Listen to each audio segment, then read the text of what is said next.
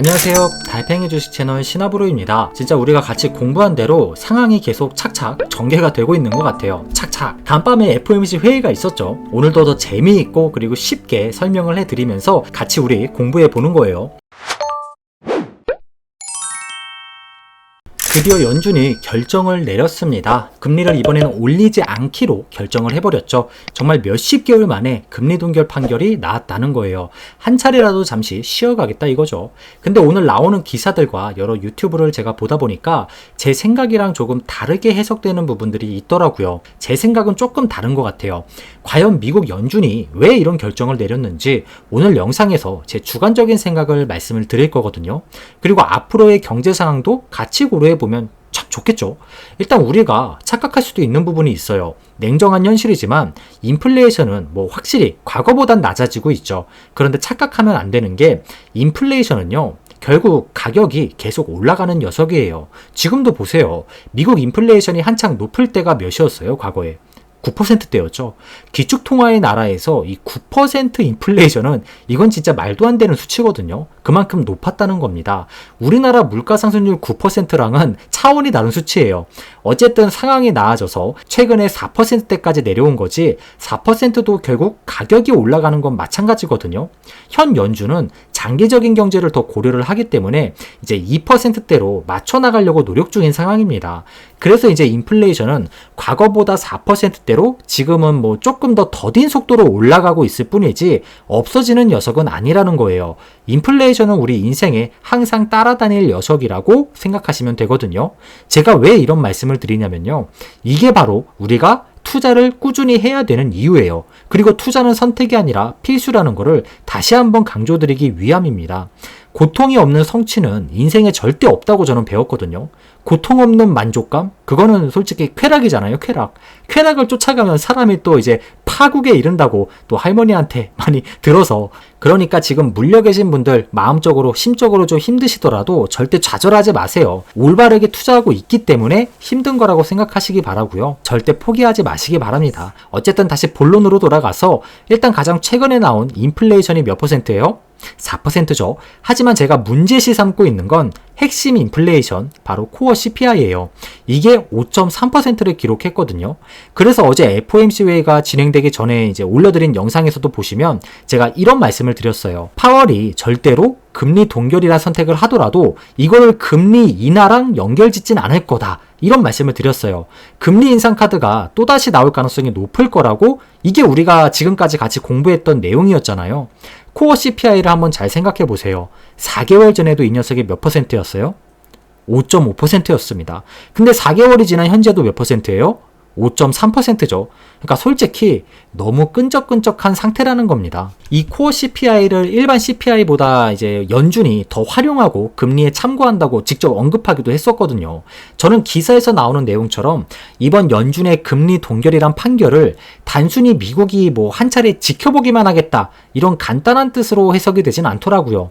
제 주관적인 생각으로는요, 연준이 처음으로 이번에 금리 동결을 한 이유는 말 그대로 금리가 지금 너무 높은 상황에 직면해 있기 때문이다, 이렇게 바라보고 있어요. 솔직히 전반적인 경제 상황을 제일 속속들이 알고 있는 건 이제 미국의 연준이란 집단이라고 생각이 들거든요. 전 세계 경제를 막 쥐락펴락하면서 금리를 결정하는 무서운 집단이잖아요. 그럼 그들이 갑자기 금리 동결로 한 템포 쉬어가려는 모습을 보여주고 있다는 거예요. 이게 무슨 뜻이겠어요? 이제부터는요, 지나친 금리 인상, 즉 너무 공격적인 포지션을 연준, 그들 스스로도 부담스러워하고 있다는 뜻으로 해석해 볼 수 있다는 거죠. 현재도 높은 금리 상황이에요. 이미 특정 섹터 분야는요, 큰 어려움을 겪고 있는 상태이기도 하고요. 하지만 여기서 금리가 더 올라간다면 그들의 눈에도 선하게 그림이 그려지게 되겠죠. 더 많은 경제적 피해를 줄 수 있을 것이고, 그래서 연준은 한 차례 쉬어가면서 지켜보는 선택을 했을 가능성이 매우 높다는 겁니다. 만약 이번에 FOMC 회의에서도 금리를 인상시켰다면 어떻게 됐을 것 같으세요? 혹시 저처럼 SCHD라는 주식을 보유하고 계신 분 계세요? 요즘 주가 어때요? 잘 그렇게 큰 힘이 없죠? 왜 없겠어요?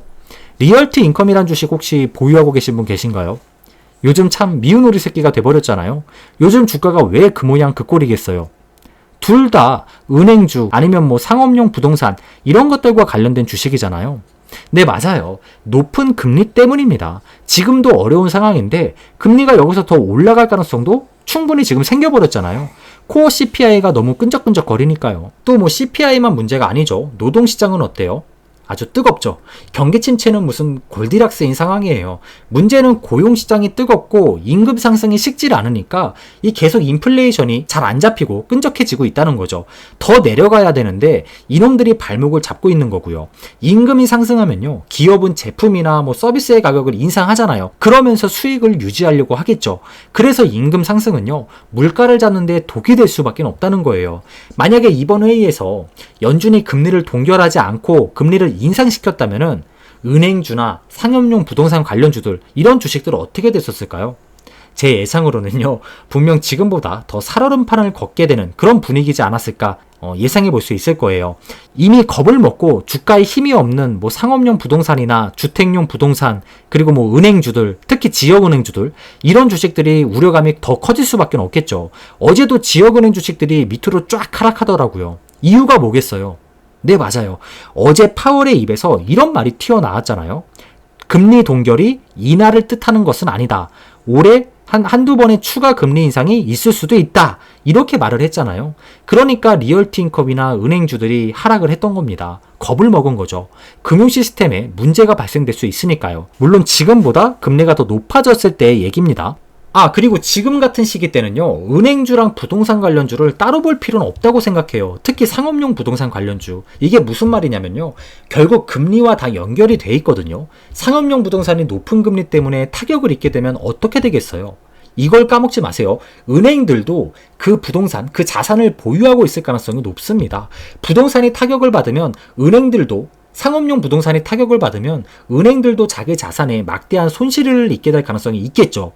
이런 논리예요. 하지만 우려감이랑 현실이 되는 거랑은 엄연히 다르다고 생각이 되거든요. 단순 우려감에서 끝내기 위해서 연준은 금리 동결이란 선택을 내리지 않았을까요? 우리나라랑 미국이랑 비교해서는 좀 곤란한 것 같아요. 미국은 기축통화라는 엄청난 무기를 지닌 국가고, 솔직히 기축통화를 무기로 엄청난 권력을 지니게 됐잖아요. 그래서 저는 군사 무기보다 진짜 미국이 무서운 게 기축통화라고 생각을 해요. 그런데 이제 앞으로 미국의 은행이 하나둘 쓰러진다? 우리나라의 은행이 쓰러지는 거랑은 이게 비교 자체가 안 된다는 거죠. 우리는 은행이 쓰러지고 우리나라에 이제 피해자들이 생겨나겠지만 미국은 잃어버릴 수 있는 게 하나가 더 있잖아요. 예, 기축통화라는 무기예요. 기축통화의 신뢰도가 금이 갈 수 있겠죠. 그래서 미국 은행이 위험하면은 기를 쓰고 연준이 불을 끌려고 발을 벗고 나서는 겁니다. 실제로 얼마 전 미국 은행에 경고음이 들어왔을 때가 있었잖아요. 실리콘밸리 은행. 그때 어땠어요? 연준이 진짜 발을 벗고 나서는 모습을 충분히 보셨을 거라고 생각이 들어요. 그게 바로 이러한 이유 때문이 아닐까요? 그래서 저는 이번에 금리 동결이 되는 걸 보면서 한 가지 생각은 명확해진 것 같아요. 더 이상 금리가 올라가지 않아도 지금도 충분히 위험하고 높은 금리 때구나. 이 정도 금리도 오랫동안 지속이 되면 분명 문제가 생길 수 있겠구나. 이런 생각이요. 결국 상업용 부동산이나 은행에 균열이 생길 수 있는 이런 데드라인 근처이기 때문에 연준이 금리 동결이란 판결을 처음으로 내린 거라고 저는 생각이 들었어요. 지금의 금리 동결은 진짜 단순하게 경제, 시장에 잠시 숨통만 트여줄 뿐이고요. 하지만 이제 리얼티 인컴과 SCHD는 이번 하락 구간에서 한번 열심히 저는 좀 주워 담아볼 생각이에요. 아까 말씀드린 것처럼 기축통화를 지켜내야 되는 입장에서 분명 또 발을 벗고 나서는 모습을 보여줄 수 있지 않을까요? 그리고 이제 이런 상황이 실제로 만약에 펼쳐지게 되면은 연준은 절대로 금리를 올리지 못할 겁니다. 오히려 금리를 내릴 가능성이 더 높아질 거예요. 그리고 이제 경제는 또 언제 그랬냐는 듯이 우상향할 가능성이 높을 거고요. 언제나 그래 왔으니까요. 시장을 믿어야 되는 사실 뭐 절대적인 이유기도 하죠. 우린 계속 연준이 원하는 걸 캐치해내면서 공부를 계속 해나가야 될 것 같아요. 연준이 원하는 건 이거잖아요. 금리를 올리고 그러면 경제가 둔화가 되겠고, 경제가 둔화되면은 물가는 자연스럽게 내려가겠고, 그럼 인플레이션은 당연히 잡혀가겠고, 이게 그들이 원하는 큰 그림이잖아요. 큰 그림이고, 이거는 조금 더 여기서 디테일하게 들어가 볼게요. 방금 말씀드린 이 큰 그림처럼 되기 위해서는 연준이 이제 선제적으로 필연적으로 먼저 이루어 나가야 되는 것들이 제가 생각했을 때 한 세 가지가 있어요. 첫 번째가 뭐냐면 임금 상승을 억제시켜야 됩니다. 그리고 두 번째가 실업률을 증가시켜야 돼요. 마지막으로는 당연히 뭐 GDP가 떨어져야 되겠죠. 그래야 그들이 원하는 그런 큰 그림이 나올 가능성이 높을 거예요. 실제로 현재 미국 GDP도 계속 감소가 되고 있죠. 실업률도 조금씩이나마 계속 증가를 하고 있습니다. 하지만 임금은 어때요? 네, 여전히 잘 잡히지 않고 있습니다. 이게 또다시 금리 인상 카드가 나올 수 있는 그런 복병이기도 해요. 진짜 임금을 억제시키려면 연준한테 선택지는 딱 두 가지밖에 없거든요. 금리를 올리던가 양적 긴축을 실시하는 거죠. 진짜 이 두 가지 방법밖에 없어요. 이게 현실입니다. 솔직히 지금도 높은 금리대예요. 그나마 지금 미국이 버틸 수 있는 건요, 예상보다 강한 이 미국의 소비력 같거든요. 지금도 엄청나게 높은 금리인데 안 그래도 막 경기 침체 금방 온다 막 이렇게 말은 많은데 안 왔잖아요. 미국인들의 소비가 그만큼 강하기 때문에 경기 침체를 지금 지연시키고 있구나, 이렇게 생각하시는 게 맞는 것 같아요. 이래서 경제는 진짜 공부하면 공부할수록 참 재미있는 영역 같거든요. 쉽사리 경기 침체가 온다 안 온다 섣불리 예단할 수도 없는 부분이고요. 하지만 미국인들의 소비가 언제까지고 강할 수만은 없잖아요. 실제로 4개월 만에 이제 미국인들의 소비가 감소하기 시작했다, 이런 보도도 제가 얼마 전에 본 기억이 있어요. 불안하긴 하지만 이 힘든 보릿고개를 좀 잘 버텨나갔으면 좋겠는데, 마침 미국이 이제 한 2주 정도 뒤였나? 학자금 대출과 관련된 그 대법원 결정이 있다고 해요. 우리는 그렇게 신경을 안 쓰고 있지만 미국인들한테는 상당히 중요한 부분이거든요. 만약 이게 삐걱대면은 또 많은 미국인들이 좌절하게 되겠죠.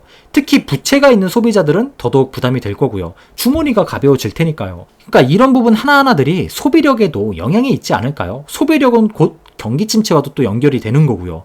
어쨌든 지켜보는 방법밖에 없습니다. 당분간 시장은요, 이 7월달 또 다음 달 FOMC 회의가 진행되기 전까지는 시장이 크게 환호할 만한 이벤트는 없을 것 같아요. 올라봤자 특정 섹터에 수급이 몰려서 오르고 그런 것밖에 없을 것 같은데, 금리 인상 카드가 다시 나올 가능성이 충분히 생겨버렸잖아요. 그러니까 우리도 조급할 필요는 없다는 뜻입니다. 하나, 둘, 자신이 믿는 주식 몇 개만큼은 장기간에 이제 만리장성을 쌓아간다는 마음가짐으로 좀 접근해 보셨으면 좋겠어요.